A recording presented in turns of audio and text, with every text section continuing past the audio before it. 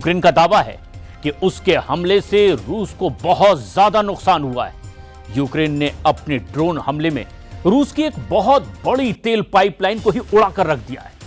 इधर रूस की सेना ने दावा किया कि उसने यूक्रेन स्पेशल फोर्स के 11 कमांडो को पूर्वी यूक्रेन में मार डाला है।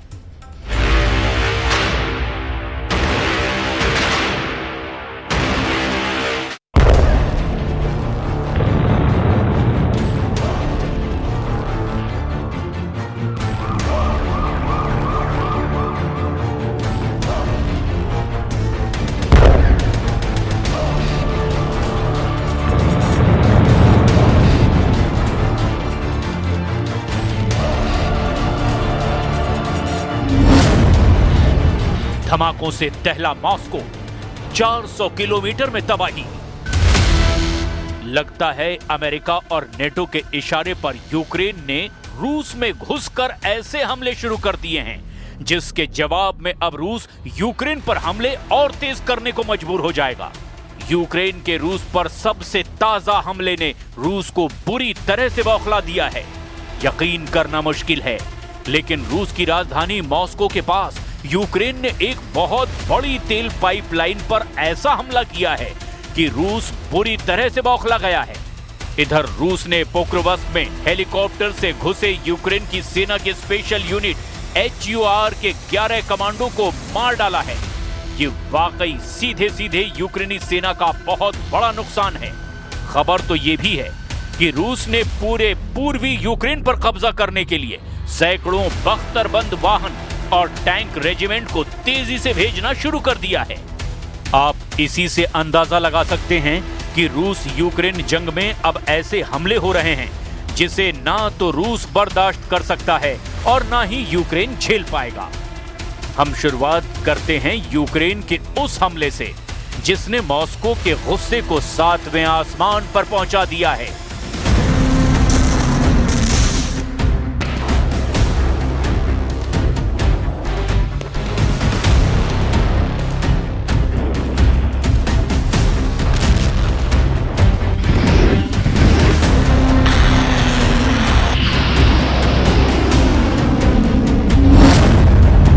उड़ा दी तेल पाइपलाइन, 400 किलोमीटर में यूक्रेन का ड्रोन हमला। यूक्रेन अच्छी तरह से जानता है कि अगर रूस पर सख्त तेल प्रतिबंध लगने के साथ साथ उसके तेल भंडार, तेल रिफाइनरी और तेल सप्लाई को तबाह कर दिया जाए तो रूस में पैसों की भारी कमी हो जाएगी और रूस जंग रोकने के लिए मजबूर हो जाएगा। पिछले 90 दिनों में यूक्रेन रूस की 38 तेल रिफाइनरियों में से 16 तेल रिफाइनरियों को काफी नुकसान पहुंचा चुका है। यूक्रेन के ड्रोन हमले से रूस की 40% तेल सप्लाई पर असर पड़ा है। अब इसी से अंदाजा लगा सकते हैं कि जिस तरह से रूस यूक्रेन के बिजली सप्लाई और पावर स्टेशनों को तबाह कर रहा है, तो वहीं अब यूक्रेन चुन चुनकर रूस के तेल भंडारों को निशाना बना रहा है।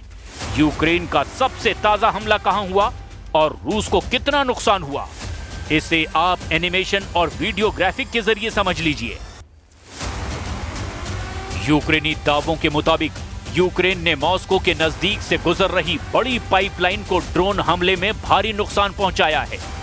इससे रूसी सेना को होने वाली ईंधन की आपूर्ति रुक गई है। यूक्रेन के ड्रोन ने पहली बार रूस की राजधानी मॉस्को के इतने नजदीक जाकर यह हमला किया है। यूक्रेन जहां रूस के तेल और गैस ठिकानों पर हमला कर रहा है, तो रूस उसके ऊर्जा संयंत्रों को नुकसान पहुंचा रहा है। यूक्रेन की सैन्य खुफिया एजेंसी HUR का दावा है कि यूक्रेनी हमले से कोल्डसेवाय पाइपलाइन को 400 किलोमीटर की लंबाई में भारी नुकसान हुआ है। कई जगहों पर आग लग गई है और फटी पाइपलाइन से लाखों लीटर तेल बुरी तरह से बह रहा है। यूक्रेन और सैन्य खुफिया एजेंसी HUR के दावों के मुताबिक यूक्रेन ने 400 किलोमीटर लंबी रूसी तेल पाइपलाइन पर कई जगहों पर एक साथ ड्रोन हमले किए हैं, जिसकी वजह से रूस को मजबूरी में तुरंत तेल पाइपलाइन को बंद करना पड़ा है। माना जा रहा है कि रूस की राजधानी मॉस्को के पास ये यूक्रेन की तरफ से सबसे बड़ा और घातक ड्रोन हमला है, जिससे रूस को प्रचंड नुकसान की खबर है। Знищення було 100%, це була дуже успішна операція, але вона на той момент жодним чином не афішувалася. Про це доповідалося виключно Верховному головнокомандувачу президенту України, а також про це знали декілька президентів інших країн. यूक्रेन ने लगातार दूसरे दिन रूस पर बड़ा ड्रोन हमला किया है। यूक्रेनी सेना ने 1 नवंबर की रात काला सागर के किनारे मौजूद रूस के द्वाब से ऑयल टर्मिनल पर भीषण ड्रोन हमला किया, जिसके बाद वहां भयंकर आग की लपटें और काला धुआं उठता हुआ देखा जा रहा है। ये टर्मिनल रूस के सबसे बड़े तेल टर्मिनलों में से एक है। इस भयानक ड्रोन हमले के चलते रूस के आसमान में चमकते विस्फोटों की झिलमिलाहट ने अब समंदर के शांत पानी को भी लाल कर दिया है। बंदरगाह के जो मजदूर कुछ देर पहले तक अपने रात्रि शिफ्ट में काम में व्यस्त थे, अचानक धुएं और आग की लपटों के बीच जीवन के संघर्ष की दौड़ में शामिल हो गए। टर्मिनल की कई पाइपलाइनें फट चुकी है और तेल के रिसाव से आग ने और भयानक रूप ले लिया है। इस पाइपलाइन से मॉस्को, निजनी नोगोरोड और रियाजान के तेल शोधक कारखानों से गैसोलीन, डीजल और जेट फ्यूल की सेना को आपूर्ति होती थी। रूस इस पाइपलाइन के जरिए वर्ष में 30 lakh tonne jet fuel, 28 lakh tonne diesel और 16 लाख टन गैसोलीन की आपूर्ति करता था। रूस के लिए ये बड़ा नुकसान है। यूक्रेन का दावा है कि इस हमले से विभिन्न देशों द्वारा रूस पर लगाए प्रतिबंधों से ज्यादा नुकसान हुआ है। मारे गए यूक्रेनी स्पेशल फोर्स के 11 कमांडो।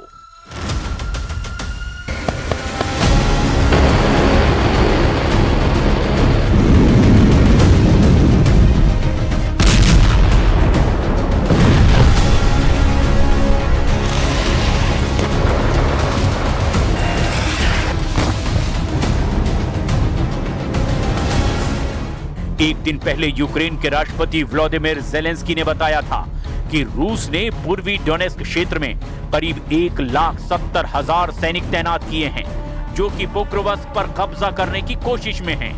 इस बीच खबर आई कि यूक्रेन का पूर्वी शहर पोक्रोवस्क रूसी सेना ने घेर लिया है और अब उस पर कब्जा करने और उसे बचाने के लिए भीषण जंग चल रही है। रूस ने दावा किया कि उसने यूक्रेन के स्पेशल फोर्स की टुकड़ी को खत्म कर दिया है। 11 कमांडो की ये टुकड़ी यूक्रेनी सेना ने पोक्रोवस्क को बचाने के लिए हेलीकॉप्टर से भेजी है। हालांकि यूक्रेन ने रूस के इस दावे का खंडन किया है, लेकिन ये माना है कि पोक्रोवस्क में उसकी मुश्किलें बढ़ रही है। पोक्रोवस्क यूक्रेन के डोनेस्क प्रांत का रणनीतिक रूप से महत्वपूर्ण शहर है, लेकिन प्रांत के 2 प्रमुख शहरों क्रेमेटोर्स्क और स्लोवियांस्क पर अभी यूक्रेन का नियंत्रण बना हुआ है। वैसे रूस ने यूक्रेन के पूर्वी भाग के लुहांस्क और डोनेस्क प्रांतों के ज्यादातर इलाके पर कब्जा कर लिया है।